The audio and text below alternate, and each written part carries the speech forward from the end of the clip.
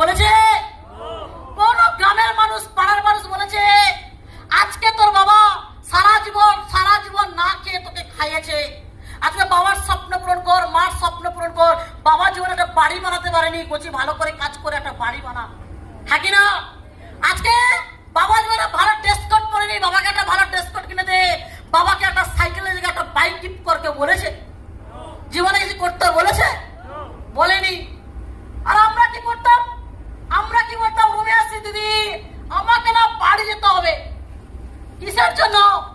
না আমার বাড়ির কাছে না কালী পুজো, আমি হচ্ছে সেক্রেটারি, তাই তো? আমি যদি বাড়িতে যদি আমি যদি পূজায় না যাই, পূজা বন্ধ, তাই তো? মানে ভাবো